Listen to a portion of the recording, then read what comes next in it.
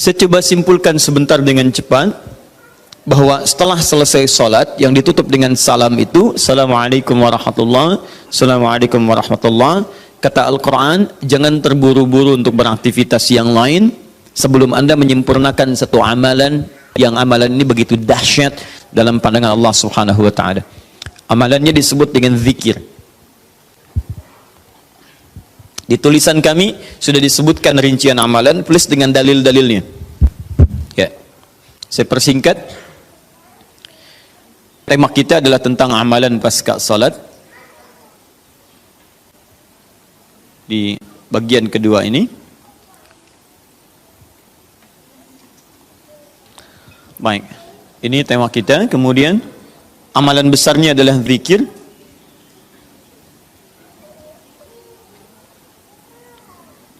Dalilnya di Quran surah keempat An-Nisa ayat 103. Ini tema besar kita. فَإِذَا قَضَيْتُمُ الصَّلَاةَ فَاذْكُرُوا اللَّهَ. Fokus. Maka jika Anda telah tuntas mengerjakan salat, segeralah berzikir kepada Allah Subhanahu wa Ta'ala. Ingat, amalan pasca salat yang diutamakan apa? Zikir. Saya mau tunjukkan pada Anda satu hal yang sangat mendesak. Kenapa amalan ini begitu sangat ditekankan oleh Al-Quran?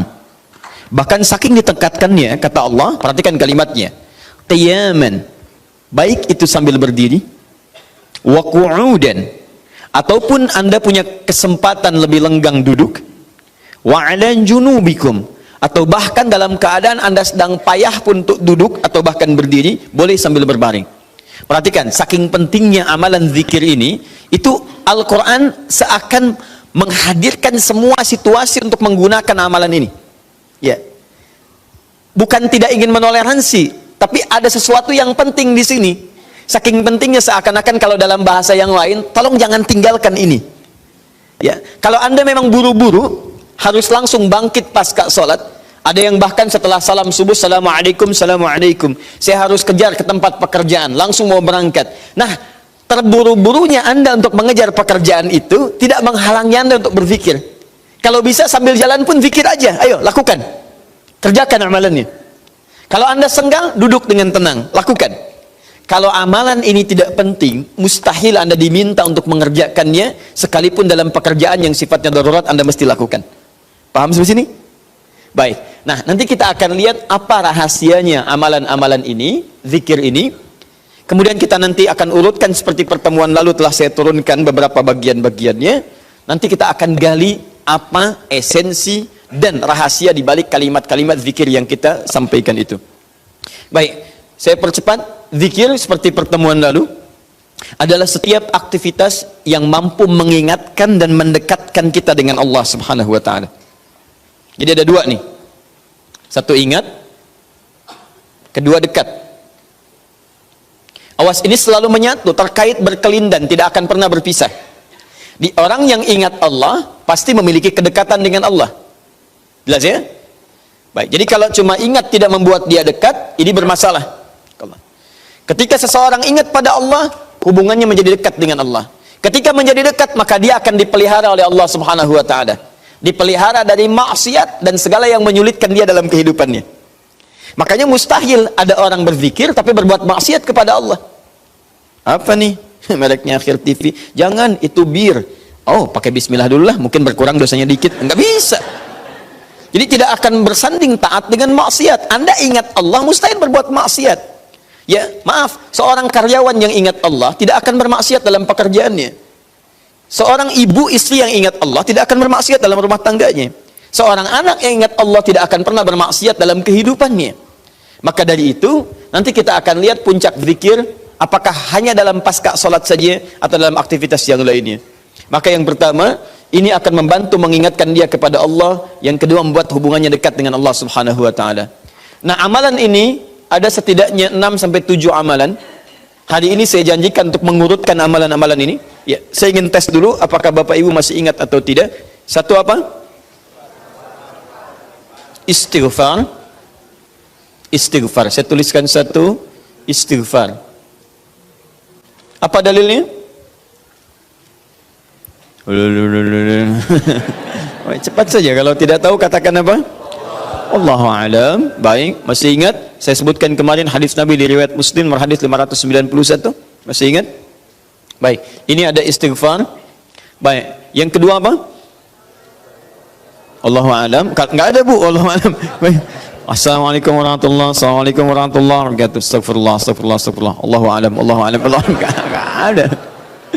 Baik. Baik, kita lihat ini istighfar atau masuk kepada kalimat thayyibah. Dalilnya Quran surah keempat ayat 103, kan? Kemudian yang kedua, bisa juga bacaan Al-Quran. Bacaan Al-Quran.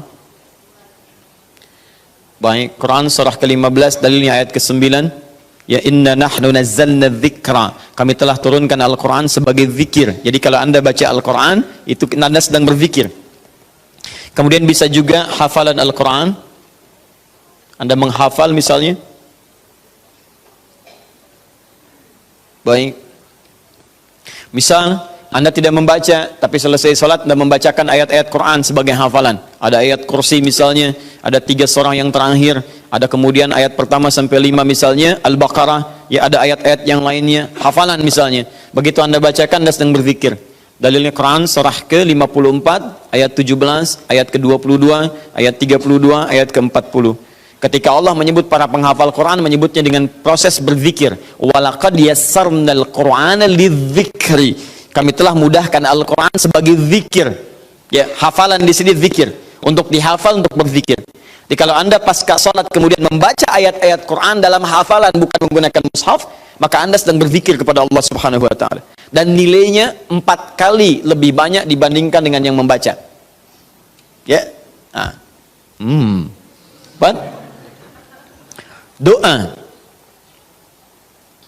Doa itu juga sebagai zikir. Ya, Quran surah ke-7 misal dalilnya ayat 205. Wadhkur rabbaka fi nafsika tadarruan wa khifatan wa dunal jahri minal qaul.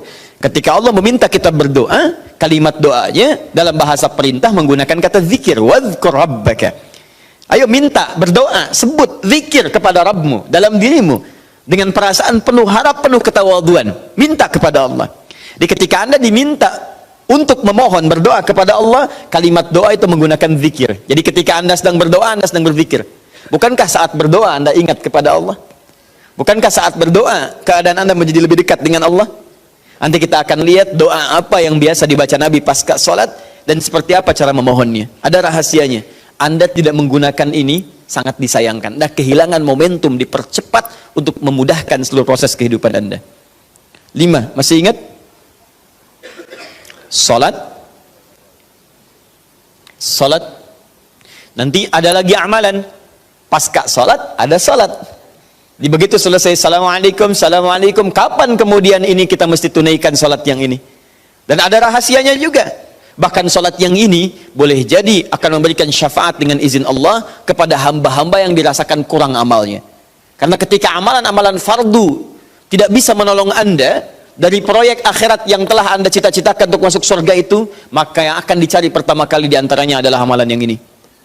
Maka Anda ketinggalan dari itu yang bisa membuat situasi tegang saat di akhirat. Hati-hati, Anda ketinggalan handphone, perasaan luar biasa sedihnya. Balik lagi ke Andur, dicari-cari lewat CCTV. Tapi Anda ketinggalan yang sunnah, kenapa tidak Anda buru kemudian?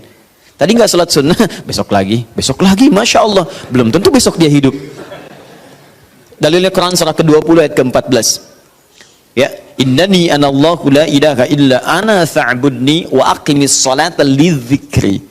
Saya Allah, tidak ada Tuhan yang layak disembah kecuali saya. Sembah saya. Bagaimana cara nyembahnya? Tunaikan salat sebagai zikir kepada saya.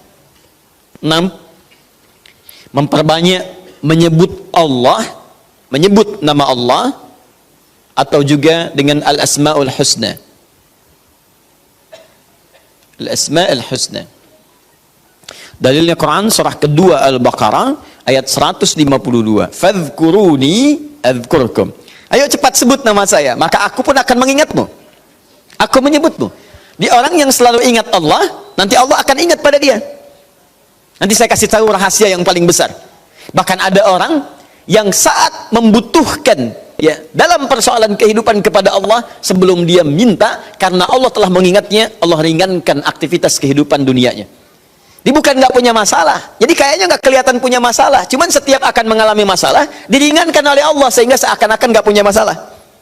Nanti ini yang akan sangat menentukan bagian yang keenam ini, apakah hidup kita akan semakin mudah atau mendapati kesulitan yang berliku. Sebut nama Allah. Ya, bagaimana cara menyebutnya? Bisa disebut nama Allah langsung, bisa disebut dengan Asmaul Husna. Di mana dalilnya? Quran surah ke-17 nanti dari ayat 110 sampai 111-nya. Di ayat 111 tegas dikatakan, "Qulidullaha." Ayo sebut Allah, panggil, katakan Allah. Awidur Rahman atau Ar-Rahman, ayyamma tad'u falahul asmaul husna. Maka kapanpun Anda bisa memanggilnya, memintanya, Anda boleh memanggil dengan nama yang terbaik sesuai dengan kebutuhan Anda. Nanti saya kisahkan, ada orang baru selesai sholat, kemudian menyebut nama ini, dan satu di antara nama yang paling luar biasa, ketika dia selesai kata Nabi, dari mana kamu tahu menyebut dengan nama itu? Tahukah engkau, jika engkau melakukannya, maka engkau telah memanggil Allah, yang dengan panggilan itu, jika meminta akan segera diberikan, jika berdoa akan segera dikabulkan. Rahasianya luar biasa. Nanti kalau sudah tiba waktunya. Hadisnya sahih. Ya. Saking sahihnya, ini ditempatkan oleh Sayyid Qutb di dalam satu kitab yang Al-Aqaid Al-Islamiyah, padahal kitabnya tentang akidah. Ketika membahas tentang asma wa sifat, nama-nama Allah Subhanahu wa taala. Hadis ini dimasukkan, padahal hadis ini amalan tentang amalan pasca salat. Ketujuh, bagian terakhir. Ini adalah indikator yang paling penting, yang terakhir ini, sampai saya pisahkan tersendiri dalam aktivitas harian. Zikir paripurna. Ini yang zikir paripurna. Makanya saya kasih garis. Ini amalan pasca salat. Disebut dengan zikir. Bukan amalan biasa, tapi semua amalan ini akan dibawa kepada seluruh aktivitas hariannya. Bukankah pasca sholat ada yang jalan, pasca sholat ada yang kerja, pasca sholat ada yang makan, pasca sholat bahkan ada yang masak, pasca sholat ada yang bicara. Maka orang yang pasca sholat zikirnya itu benar latihan zikirnya, maka makannya adalah makan dengan berzikir kepada Allah, bicaranya zikir kepada Allah, jalannya zikir kepada Allah Subhanahu wa ta'ala. Nanti saya turunkan ayat-ayatnya, bagaimana orang berjalan sambil zikir, bagaimana orang kemudian makan zikir, bagaimana orang bicara zikir. Jangan-jangan selama ini kita hidup 24 jam tapi aktivitas kita tidak dalam rangka zikir kepada Allah Subhanahu wa taala. Nah, dalilnya Quran surah ketiga Ali Imran ayat 190 sampai 191. Inna fi khalqis samawati wal ardi wa ikhtilafil laili wan nahari la ayatin liulil. Siapa ulul albab itu? Ayat selanjutnya, alladzina yadhkurunallaha. Mereka itu orang-orang yang senantiasa zikir pada Allah Subhanahu wa taala. Qiyaman, dalam keadaan dia berdiri, wa qu'udan, ataupun dia duduk, wa 'ala junubihim, atau bahkan sedang tidurnya. Tidurnya disebut sebagai zikir, berdirinya disebut sebagai zikir, duduknya disebut sebagai zikir. Dan ahli zikir ini adalah orang-orang yang akan dimuliakan bahkan oleh Allah ketika kembali ke akhirat nanti, dan dipuji-puji oleh Allah Subhanahu wa taala.